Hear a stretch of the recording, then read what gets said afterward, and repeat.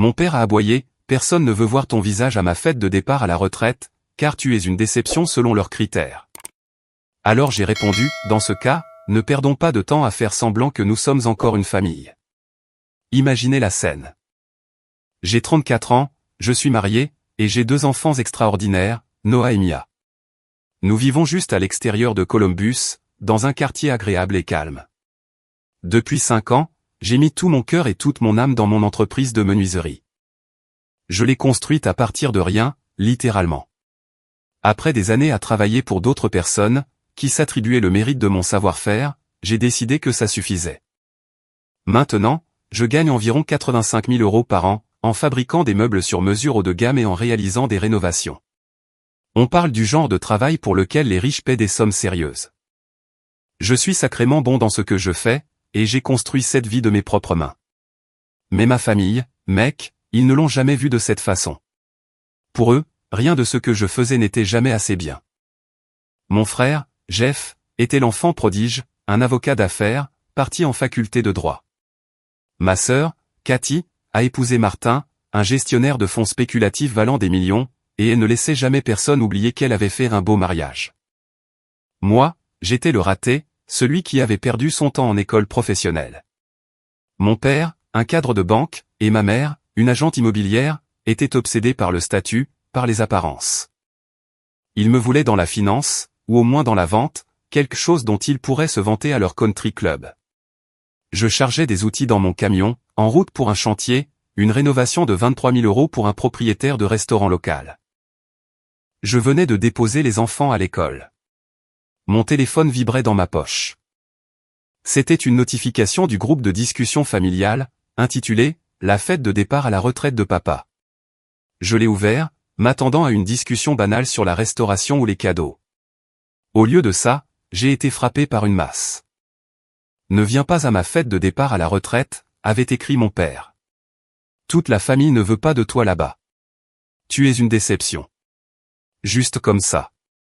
Sans ménagement, sans explication, juste un mépris pur et non dilué. De la part de mon propre père.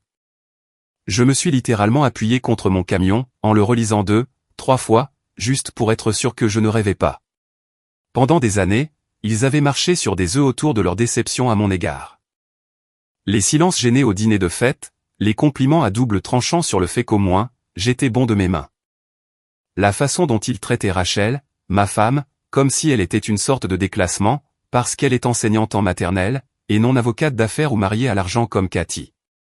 Mais ce message, c'était de l'honnêteté brute, cruelle. J'ai fait défiler frénétiquement vers le haut, cherchant un contexte. Rien. Juste des messages ennuyeux sur les détails du lieu et des serviettes monogrammées sur mesure. Et puis cette bombe. Mes doigts ont volé sur l'écran. J'ai tapé en réponse, vous avez choisi vos amis du country club plutôt que votre fils. Et puis j'ai fait quelque chose qui a vraiment piqué. J'ai annulé la vitrine d'exposition sur mesure que je lui construisais en secret, comme cadeau de retraite. Laissez-moi vous dire, s'il avait été un client ordinaire, il aurait payé des milliers d'euros pour ça. Papa avait toujours secrètement admiré mon travail du bois, même quand il faisait semblant de ne pas le faire. J'espérais que ce cadeau, cette belle pièce, serait une offre de paix, une façon de lui montrer la vraie valeur de ce que je fais. Les réponses ont commencé à affluer. Mon cousin Greg, celui qui savait toujours comment remuer le couteau dans la plaie, a répondu le premier avec une série d'émojis qui rient. Puis Cathy, ma sœur, est intervenue, tu penses vraiment que tu mérites d'être là, après la façon dont tu as embarrassé la famille à Thanksgiving. Et Jeff, mon frère avocat d'affaires, celui que j'avais aidé à déménager 3 fois et à qui j'avais prêté 6 000 € quand il était entre 2 emplois, il a juste aimé le message et est resté silencieux. Du Jeff tout craché. Puis est venu le même. Mon oncle Dave, de toutes les personnes, a envoyé une photo de mon visage photoshopé sur un ouvrier du bâtiment, avec la légende, le raté de la famille. J'ai vraiment ri. Non pas parce que c'était drôle, mais parce que ça confirmait tout. J'en avais fini. Ce qu'il ne savait pas, c'est que je gardais des comptes. Pas des vrais, mais du genre mental, qui s'accumulent au fil des ans. Chaque réparation gratuite, chaque fois qu'il me faisait sentir comme le mouton noir parce que je n'avais pas poursuivi un poste de cadre à 6 chiffres ou conduit une BMW. Chaque événement familial où j'étais le dindon de la farce, tout en réparant leur terrasse gratuitement. Ils s'attendaient probablement à ce que je boude, peut-être même que je me présente et que je m'excuse, comme toujours. Pas cette fois. Ils avaient coupé la chaîne. Et j'avais des projets. Oh, j'avais des projets. La première étape a été de tout raconter à Rachel. Pas seulement ce texto, mais des années de tout ça. Nous nous sommes assis à notre table de cuisine, après que les enfants soient couchés. Elle a écouté sans m'interrompre, ce qui est l'une des 1000 raisons pour lesquelles je l'ai épousée. Quand j'ai enfin fini, elle a juste pris ma main et a demandé « Que veux-tu faire ?» Ce moment m'a frappé fort. La plupart des gens de ma famille n'avaient pas quelqu'un qui les soutiendrait, quoi qu'il arrive. J'avais ça, et je l'avais pris pour acquis, tout en cherchant l'approbation de personnes qui ne la donneraient jamais. Je veux leur montrer ce qui se passe quand ils perdent la seule personne qui se souciait vraiment de plus que des apparences. J'avais déjà une solide réputation locale, mais mon nouveau plan l'a poussé à un autre niveau. Les clients qui hésitaient depuis des mois ont soudainement voulu réserver, craignant que je ne sois plus disponible. Alors, ce soir-là, nous nous sommes mis au travail. J'ai appelé mon pote Derek, qui dirige une agence de marketing numérique, et je lui ai demandé de m'aider à refaire ma marque. Pas seulement un site web basique avec mon numéro, mais des photographies professionnelles de mon travail, des témoignages clients élogieux, un système de réservation approprié, la totale. Ça m'a coûté 4 800 €, mais en 2 mois, j'étais complet pour les 3 mois suivants. Cette vitrine pour mon père, ce n'était qu'un test. J'avais un plan complet pour faire le mort avec ces clowns, tout en améliorant toute ma vie. Puis j'ai contacté mon ancien pote de l'armée, Marcus. Nous avions fait 2 missions en Afghanistan ensemble. Il possède maintenant une entreprise de construction extrêmement prospère à Charleston, en Caroline du Sud. Nous étions restés en contact, et il me harcelait depuis des lustres pour qu'on s'associe. Il disait que le marché du bois sur mesure y explosait, avec beaucoup plus de demandes que d'artisans qualifiés. Il avait même proposé de m'aider à déménager. Je lui ai envoyé un texto, toujours besoin d'un maître menuisier à Charleston. Sa réponse est revenue en quelques minutes, carrément, mes gars sont complets pour 6 mois. J'ai une clientèle prête et qui attend. Pendant ce temps, j'ai joué intelligemment sur les réseaux sociaux. J'ai commencé à publier mes projets haut de gamme. Des bibliothèques sur mesure pour un PDG local, une table de salle à manger sculptée à la main qui s'est vendue 9 500 €, des vidéos d'ateliers montrant mon processus. Toujours professionnel, toujours réussi. Je n'ai jamais mentionné les drames familiaux, je n'en avais pas besoin. Et ils ont remarqué. Je les ai vus regarder mes stories Instagram. Greg, le gars aux emojis qui rit, a commencé à aimer mes publications. Cathy a commenté une photo d'un bureau en noyer que j'avais construit, waouh, travail impressionnant. Maman a commencé à m'envoyer des messages privés sur des choses aléatoires, demandant des nouvelles des enfants, envoyant des articles sur le travail du bois. Je les ai tous laissés en « lus ». Puis papa a directement envoyé un texto, « Ta mère s'inquiète pour toi.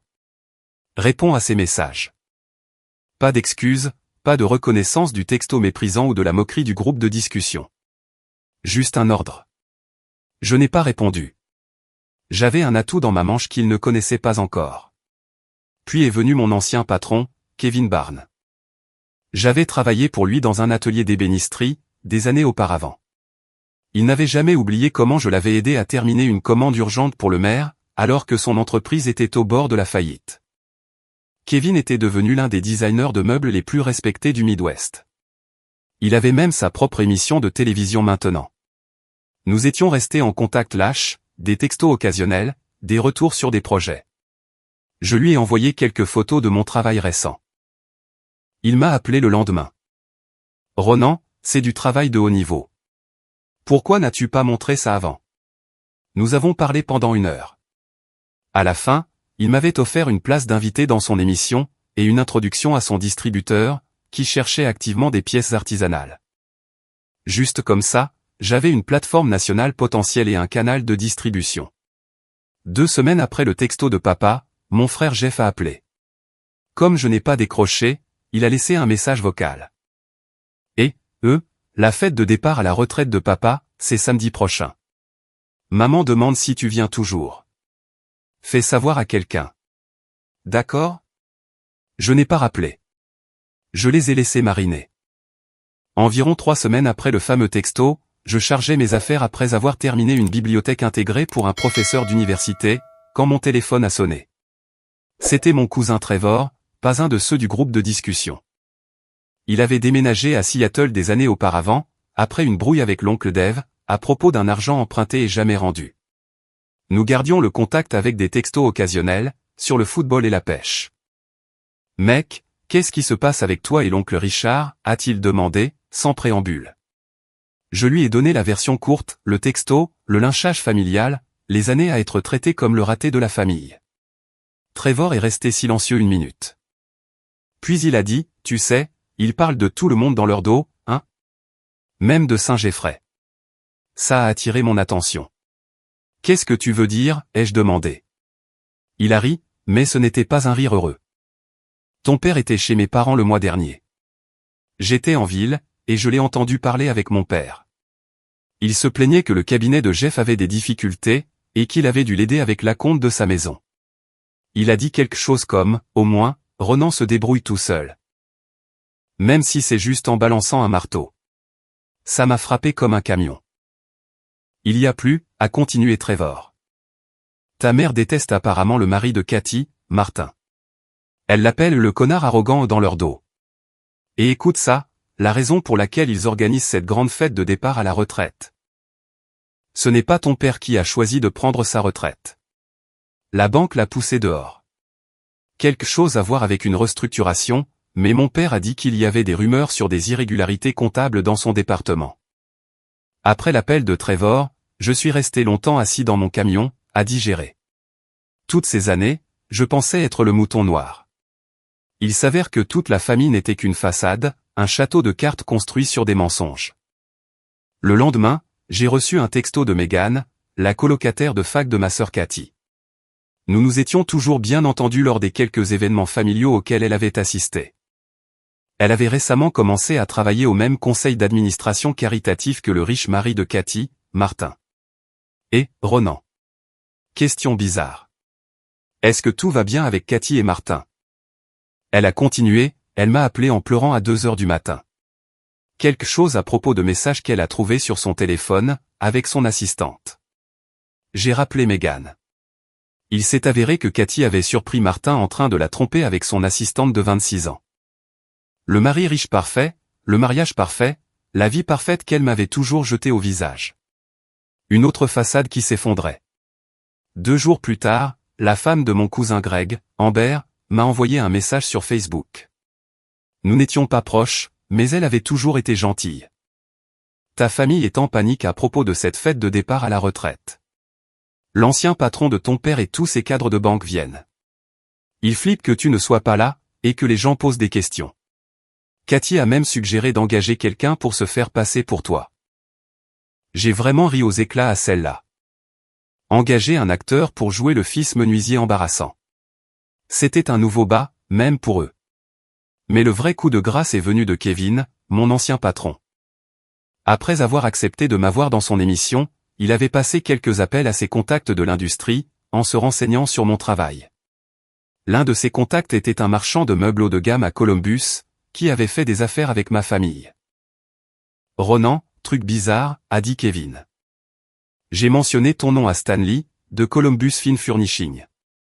Il a immédiatement reconnu ton nom de famille. Il a dit que tes parents achètent chez lui depuis des années. La partie étrange, c'est qu'il a dit qu'il montre toujours tes pièces à leurs amis. En prétendant qu'ils ont payé des milliers d'euros pour des meubles artisanaux. J'ai eu l'impression d'avoir reçu un coup de poing dans le ventre. Il se vantait de mon travail, le même travail pour lequel il se moquait de moi. Kevin a continué, Stanley a dit que ton père a une fois amené des associés, et a montré une table console en noyer, une que tu avais faite pour eux à Noël dernier, et a dit à tout le monde qu'il l'avait payé 7500 €, à un artisan exclusif. Les pièces du puzzle se mettaient en place. Ma famille ne me méprisait pas seulement, ils étaient en fait fiers de mon travail. Juste pas assez fiers pour admettre que leur fils était l'artisan. J'étais assez bon pour fournir les symboles de statut, juste pas assez bon pour être reconnu. Ce soir-là, j'ai tout raconté à Rachel. Elle n'a pas été surprise. Ils t'utilisent depuis des années, Ronan. Main-d'œuvre gratuite, meubles gratuits, garde d'enfants gratuite quand ils sont dans le pétrin. Mais Dieu nous en préserve qu'il respecte vraiment ce que tu fais. Elle avait raison. Et c'est à ce moment-là que mon plan est passé de simplement partir, à m'assurer qu'il ressente exactement ce qu'il perdait. Il me restait environ 5 semaines avant notre déménagement prévu à Charleston. Pendant ce temps, je devais préparer la scène parfaitement. D'abord, j'ai mis notre maison en vente avec la cousine de Rachel, qui est agent immobilier, mais je lui ai demandé de la garder hors des annonces publiques, vente privée uniquement. Je lui ai dit, je ne veux pas que ce soit diffusé partout. Pour l'instant. Le marché immobilier était en plein essor, et nous avions fait d'importantes rénovations, tout mon propre travail. La cousine de Rachel avait discrètement mentionné que le marché s'échauffait, des mois auparavant, donc nous étions déjà préparés. Nous ne l'avions juste jamais dit à la famille. Nous demandions 80 000 € de plus que ce que nous avions payé 4 ans plus tôt, et son évaluation initiale disait que nous l'obtiendrions probablement. Le stock de logements était à un niveau historiquement bas dans notre région. La cousine de Rachel avait des acheteurs alignés, qui cherchaient des maisons exactement comme la nôtre, c'est pourquoi nous pouvions exiger un tel prix et clôturer si rapidement. Ensuite, je me suis concentré sur le fait d'être très visible, sans être disponible. J'ai accepté une interview avec le journal économique local, sur la menuiserie sur mesure à l'ère de la production de masse. L'article est sorti avec des photos de mon atelier, et mettait en avant les projets à venir, y compris une mention de potentielles opportunités d'expansion. J'ai veillé à obtenir des exemplaires supplémentaires, mais je n'en ai envoyé aucun à la famille. J'ai aussi intensifié mon jeu sur les réseaux sociaux, en publiant des mises à jour quotidiennes de projets et des témoignages de clients. J'ai même fait quelques directs sur Instagram, montrant mon processus. Le nombre de followers est passé de quelques centaines à plus de 10 000, au cours des 2 mois suivants. Puis j'ai commencé à refuser des emplois locaux, en disant aux clients potentiels que j'étais complet pour 6 mois, et en les référant à d'autres artisans que je connaissais. La vérité, c'est que je devais libérer mon emploi du temps pour le déménagement et la nouvelle entreprise avec Marcus. Environ 2 semaines avant la fête de départ à la retraite, j'ai publié une photo cryptique, des cartons de déménagement vides, empilés dans mon atelier, avec la légende « de grands changements à venir ». Restez à l'écoute. C'est là que les vrais messages ont commencé à affluer. Cathy a appelé la première, directement sur la messagerie vocale. Puis maman a envoyé un texto « Chérie, est-ce que tu déménages ton atelier ? Papa et moi parlions de cette pièce de rechange au sous-sol, si tu as besoin d'espace de stockage. » Je n'ai pas répondu. J'ai laissé les questions en suspens. Un jour plus tard, Jeff a appelé. Comme je n'ai pas répondu, il a envoyé un texto « Eh, mec, c'est quoi ces boîtes ? Tout va bien avec l'entreprise. Si tu as besoin d'un prêt ou de conseils juridiques pour une nouvelle structure d'entreprise, je suis là. » Il avait toujours lancé des pics sur les travailleurs manuels, jusqu'à ce que je mentionne ma liste de clients à 5 chiffres. Soudain, ils étaient tous préoccupés par ma carrière, la même qu'ils avaient méprisée pendant des années. Puis sont venues les invitations à la fête de départ à la retraite, par la poste. Du papier cartonné formel, gaufré d'or, annonçant la célébration des 40 ans de Richard Henderson dans le secteur bancaire. Rachel m'a tendu l'enveloppe avec les sourcils levés. « Je suppose qu'ils espèrent que tu viendras quand même », a-t-elle dit. Je l'ai ouverte. À l'intérieur, avec l'invitation, se trouvait une note manuscrite de maman, « Ronan, s'il te plaît, viens. Ça signifierait énormément pour ton père. » Pas d'excuses, pas de reconnaissance du texto ou de la moquerie du groupe de discussion. Juste l'attente que l'obligation familiale l'emporterait sur le respect de soi. 3 jours avant la fête, papa a finalement appelé. Je l'ai laissé sur la messagerie vocale. « Ronan, c'est papa. Ta mère est morte d'inquiétude pour toi. Ce traitement silencieux est puéril. Nous devons savoir si tu viens samedi. Des gens importants seront là. Des gens importants. Pas, je suis désolé. Juste préoccupé par l'apparence que ça donnerait aux gens importants, si son fils n'était pas là. Je n'ai pas rappelé, mais j'ai fait mieux. J'ai décidé de finir la vitrine en chêne que j'avais initialement annulée. Ce serait ma déclaration d'adieu. J'ai donc organisé sa livraison chez eux. C'était mon plus beau travail à ce jour. Du chêne scié sur quartier, avec des joints en queue d'aronde, des panneaux de verre, des compartiments cachés, du matériel en laiton sur mesure. Le genre de pièce qui se vendrait 5 000 €, facilement. J'ai inclus une carte qui disait simplement « Félicitations pour ta retraite ». C'est la dernière chose que tu recevras de moi. La livraison était prévue pour le matin de sa fête de départ à la retraite. Pendant ce temps, nous étions dans les dernières étapes de notre plan. La maison était sous contrat, vendue pour 95 000 € de plus que notre prix d'achat. L'entreprise de déménagement était réservée. Marcus nous avait trouvé une location à Charleston jusqu'à ce qu'on puisse acheter quelque chose, et il avait déjà aligné 3 clients majeurs, impatients d'avoir du travail sur mesure. Kevin m'avait programmé pour son émission de télévision le mois suivant, et le distributeur examinait mon portfolio. Les choses se mettaient parfaitement en place. La dernière pièce de ce puzzle était la plus satisfaisante. J'avais été en pourparlers avec le plus grand concurrent de la banque de papa, pour concevoir et construire des meubles sur mesure pour leur étage de direction nouvellement rénové. Le contrat valait 120 000 €, plus que ce que papa gagnait probablement en un an à la fin de sa carrière. La délicieuse ironie, sa fête de départ à la retraite se tenait dans l'espace événementiel de ce concurrent, et j'avais veillé à ce que l'annonce du contrat soit mise en ligne sur leurs réseaux sociaux, le matin même de la fête.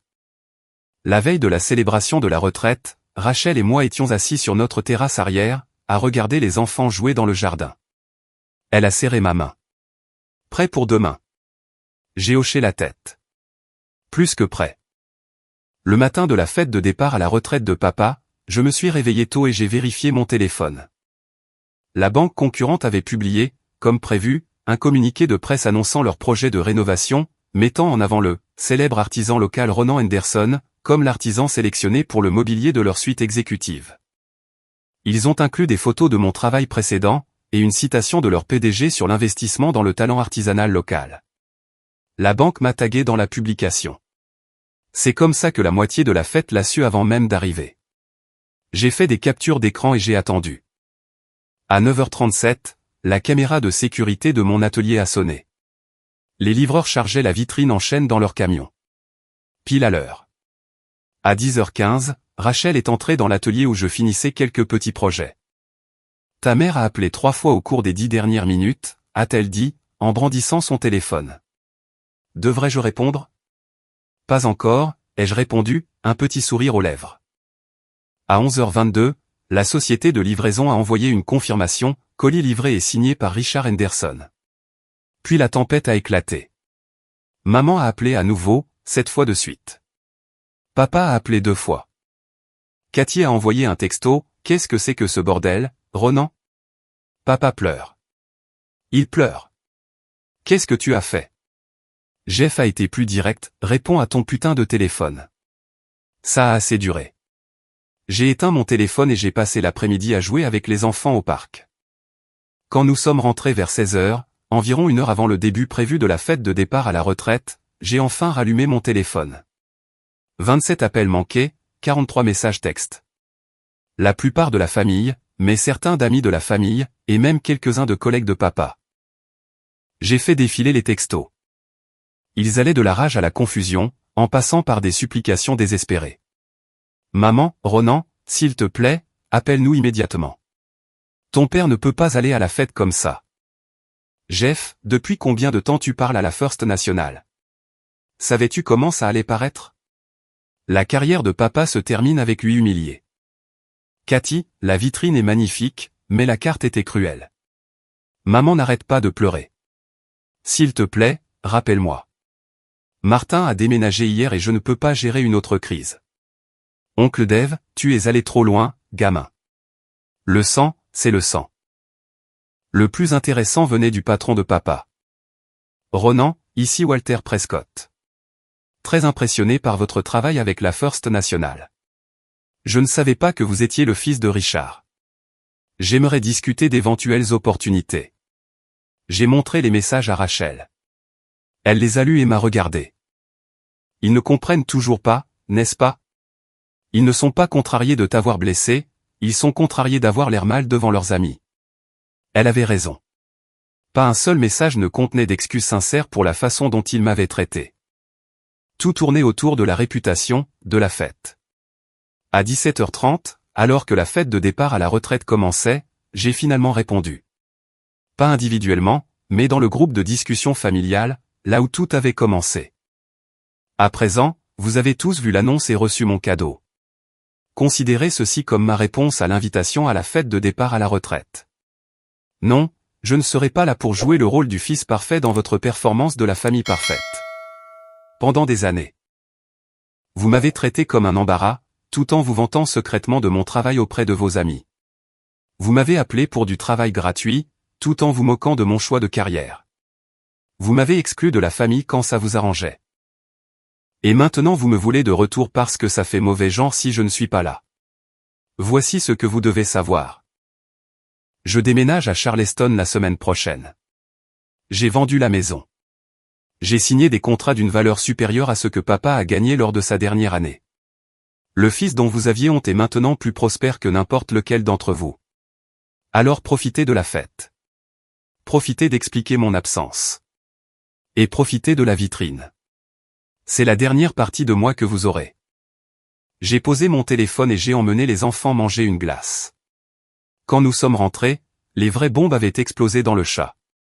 Trevor était intervenu, il était temps que quelqu'un dénonce cette dynamique familiale toxique. Amber a ajouté, Greg, ton cousin a raison.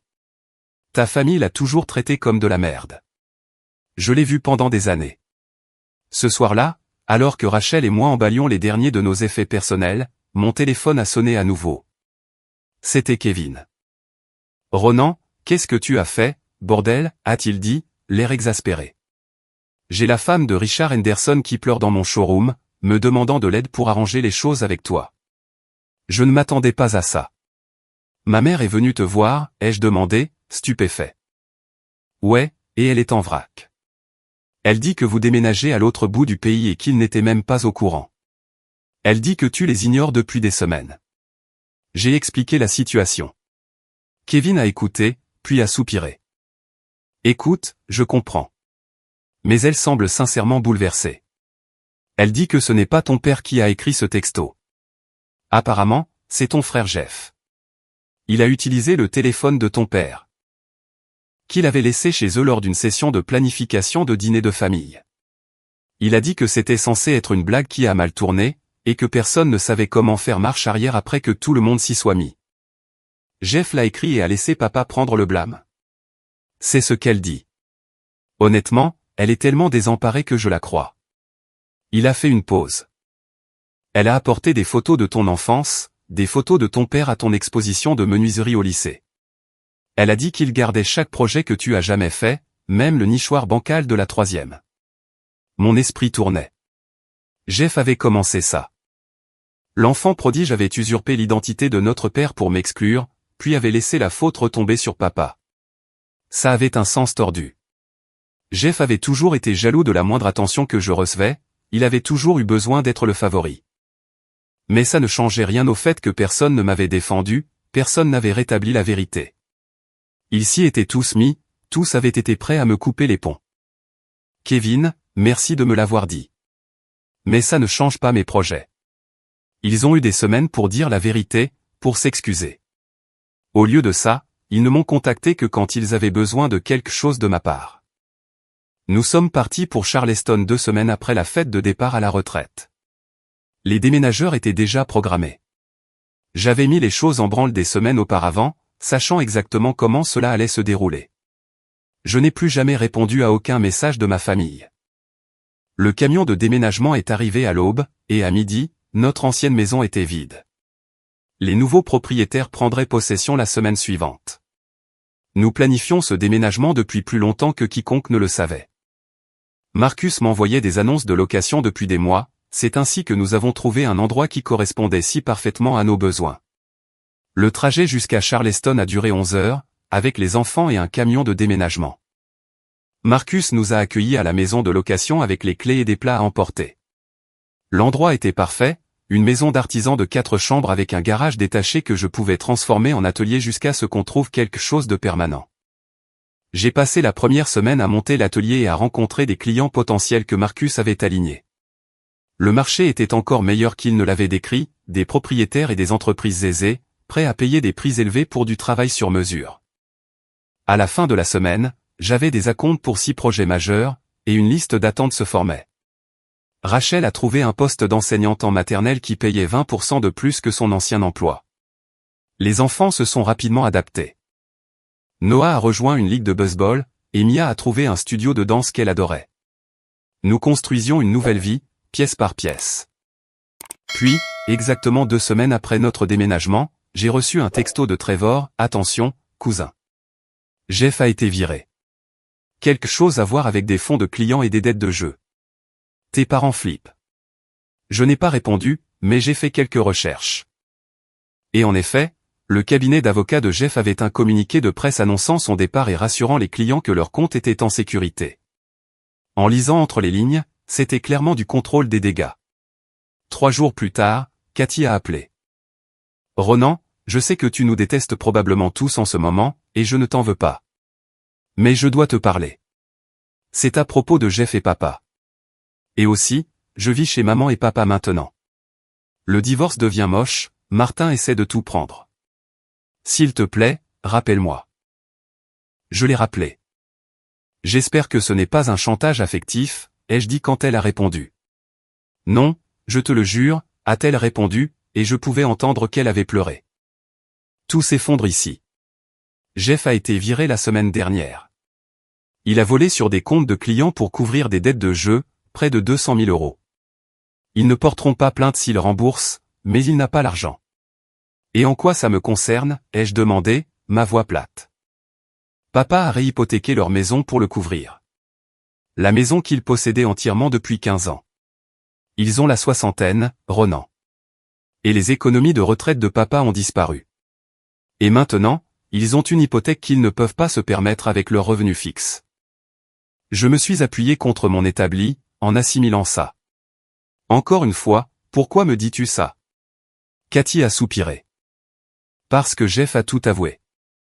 Sur le fait d'avoir utilisé le téléphone de papa pour envoyer ce texto, sur la façon dont il a saboté ta relation avec la famille pendant des années, parce qu'il était jaloux de ton talent et de ton indépendance. Il supprimait des messages vocaux que tu laissais. Disait à papa que tu avais dit des choses que tu n'avais jamais dites. Il a tout avoué. Il y a toujours eu des signes de son ingérence, des conversations qui ne collaient pas, des plans qui changeaient mystérieusement. On n'a juste jamais fait le lien. Parce que personne ne s'attend à ce que son propre frère le sabote. Elle a fait une pause, puis a continué plus doucement, et je dois aussi m'excuser. Pendant des années, je t'ai méprisé parce que tu n'as pas suivi le chemin qu'on était censé prendre. J'ai épousé Martin parce qu'il avait de l'argent et un statut. Pas parce que je l'aimais. J'ai étalé ma grande maison et mes vacances, j'ai agi comme si j'étais meilleur que toi. Maintenant, regarde-moi, en plein divorce, fauché, vivant dans la chambre d'amis de nos parents. Pendant que les avocats de mon ex-mari infidèle essaient de prendre le peu que j'ai. Une partie de moi se sentait vengée, mais une autre partie se sentait mal. Et vous l'avez tous cru? Ai-je demandé, un tremblement dans la voix. Personne ne s'est jamais demandé pourquoi j'arrêterais soudainement d'appeler, ou pourquoi je dirais des choses blessantes. On aurait dû, a-t-elle admis. Après que tu sois parti, beaucoup de choses ont commencé à prendre sens. Le timing des malentendus, comment Jeff semblait toujours être le messager quand il y avait des drames entre toi et papa. On était aveugles, et on avait tort. Je n'ai rien dit pendant un long moment. Finalement, j'ai demandé, qu'est-ce qu'ils attendent de moi, Cathy? De l'argent? Ils ne savent pas que je t'appelle, a-t-elle dit rapidement. Mais ils vont perdre la maison, Ronan. Maman est en vrac. La santé de papa décline à cause du stress. Ils ont commencé à vendre des meubles pour payer l'hypothèque, y compris mes meubles. Je pensais aux pièces qu'ils prétendaient valoir des milliers. L'ironie ne m'a pas échappé. Je dois y réfléchir, ai-je dit. Je te rappellerai. J'y ai réfléchi, longuement et sérieusement. Je voulais qu'ils comprennent ce qu'ils avaient fait de mal, qu'ils le comprennent vraiment.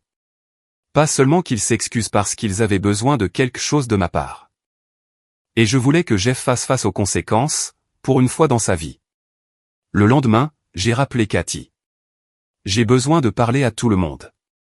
Organise un appel vidéo. Toi, maman, papa, et Jeff. Ce soir, à 20h. À 20h précise, mon écran d'ordinateur s'est rempli de leurs visages. Ils avaient l'air terribles. Ronan, a commencé maman, sa voix se brisant. Nous sommes tellement désolés. Je l'ai coupé. Je ne veux pas d'excuses pour l'instant. D'abord, je veux la vérité. Jeff, dis-moi exactement ce que tu as fait. Tout. Jeff a dégluti. J'ai utilisé le téléphone de papa pour envoyer ce texto sur la fête de départ à la retraite.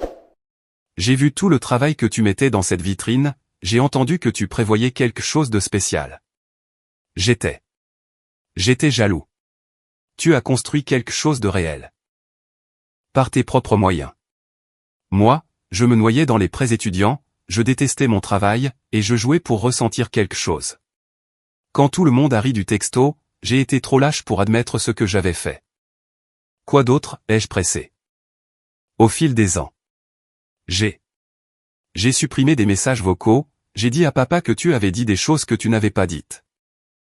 J'ai convaincu maman que tu étais trop occupé pour les événements familiaux alors que tu avais en fait dit que tu essaierais de venir. J'ai semé la zizanie entre toi et la famille pendant des années. Papa avait l'air sous le choc. Maman pleurait en silence. Et maintenant, tu as volé des clients et tu as entraîné nos parents dans tes problèmes, ai-je dit, platement. Jeff a hoché la tête, misérable. Je me suis tourné vers Cathy. Et toi? Toutes ces années à me mépriser, moi et Rachel? Elle a essuyé ses yeux. J'étais insécure. J'avais besoin que tout le monde pense que j'avais réussi. Pendant tout ce temps où je montrais ma vie parfaite, il me trompait avec la moitié de son bureau. Maintenant, je me retrouve sans rien. Pas de pension alimentaire à cause du contrat de mariage que j'ai été trop stupide pour lire attentivement. Tous ces vêtements de marque et ces vacances de luxe, et j'ai moins d'économie que toi. J'ai laissé le silence planer un moment. Voici ce qui va se passer. Jeff, tu vas te faire soigner pour ta dépendance au jeu. Une vraie aide, pas seulement des promesses. Tu vas travailler et rembourser chaque centime à maman et papa, même si ça prend des années. Il a hoché la tête. Maman, papa, je ne vous donnerai pas d'argent, mais je vous offre autre chose. Je viens de signer un bail pour un atelier plus grand ici, à Charleston.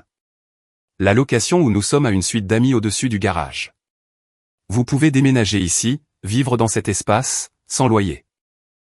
Pendant que vous réfléchissez à vos prochaines étapes. Ils m'ont regardé, choqué, mais j'ai continué, il y a des conditions. Ce n'est pas une balade gratuite. Papa, tu as des compétences de ta carrière bancaire. Tu vas m'aider avec la partie commerciale de mon entreprise, comptabilité, contrat, gestion des clients. Maman, tu as de l'expérience dans l'immobilier.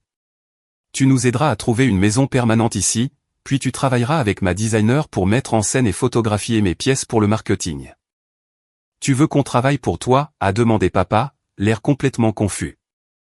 Non, ai-je dit. Je veux que vous arrêtiez d'être des poids morts.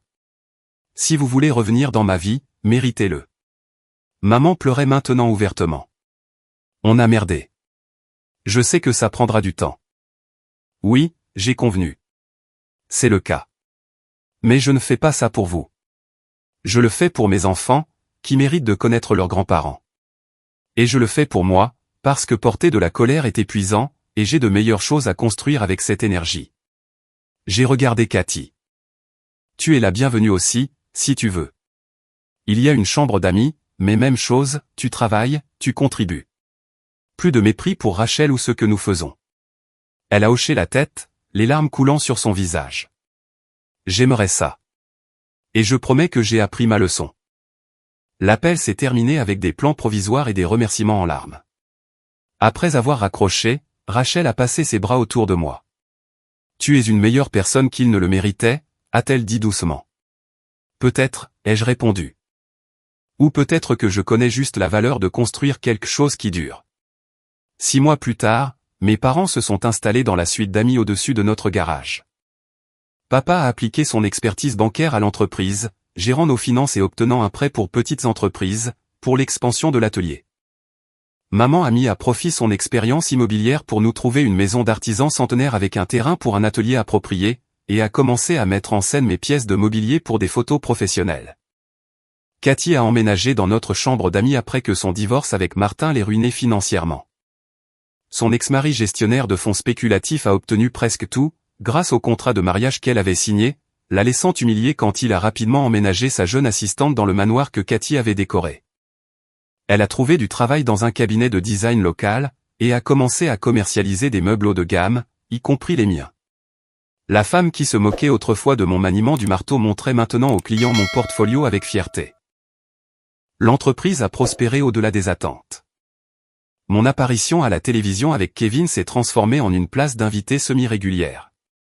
Le contrat avec la First National Bank a mené à 3 autres clients d'entreprise. J'ai engagé 4 artisans, avec Marcus et moi supervisant les opérations dans les 2 villes. Jeff a gardé ses distances. Il a travaillé, a remboursé ses dettes, et n'a jamais demandé pardon. C'était suffisant. Le changement le plus profond s'est produit avec papa. Un soir, en examinant des factures, il a admis qu'il n'avait jamais compris mon métier, jusqu'à ce qu'il le voie de près. Il a avoué avoir gardé une coupure de journal de ma compétition de menuiserie au lycée dans son portefeuille pendant des années, cachant sa fierté parce que cela ne correspondait pas à sa notion de succès. Papa a progressivement découvert son propre talent pour fabriquer de petites pièces complexes, et a commencé à enseigner le travail du bois à Noah, le samedi matin. Lorsque des membres de la famille élargie sont venus pour Thanksgiving, papa a ouvertement fait l'éloge de mon entreprise devant eux. Pas de faux fuyants, pas de compliments à double tranchant. Plus tard, maman a révélé que papa avait l'habitude de s'asseoir secrètement dans la cabane dans les arbres que j'avais construite quand j'étais adolescent, la trouvant le seul endroit où il pouvait vraiment se détendre. Elle a reconnu comment le mariage parfait et riche de Cathy l'avait rendu misérable, tandis que mon chemin authentique m'avait apporté le succès et le bonheur.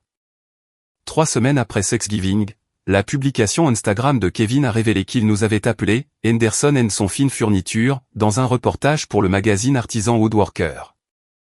Bien que nous n'ayons pas discuté d'intégrer papa au nom de l'entreprise, j'ai décidé de le rendre officiel, à la condition que les apparences et la recherche de statut soient définitivement derrière nous. La poignée de main formelle avec papa signifiait plus que n'importe quel contrat d'entreprise qu'il avait signé au cours de sa carrière bancaire. Le lendemain matin, j'ai annoncé la formation officielle de Henderson & Son Fine Furniture à la famille. Noah a immédiatement demandé si ça pourrait un jour être Henderson & Son, ce qui a apporté une joie sincère au visage de mon père. C'est drôle comme les gens qui m'ont méprisé ont fini par construire leur vie autour de la mienne. C'est toute la vengeance dont j'avais besoin. Jeff est resté silencieux. Il a envoyé un dernier texto, quelques semaines plus tard. Tu as mérité tout ce que tu as. J'espère juste qu'un jour, je le pourrai aussi. Je l'ai laissé en lu. Certains ponts n'ont pas besoin d'être brûlés. Alors, qu'en pensez-vous? Si vous étiez à ma place, face à ce genre de trahison familiale, qu'auriez-vous fait? Auriez-vous coupé les ponts complètement, ou essayé de construire un nouveau chemin, comme je l'ai fait? Faites-le moi savoir dans les commentaires ci-dessous. Je suis vraiment curieux d'entendre vos pensées.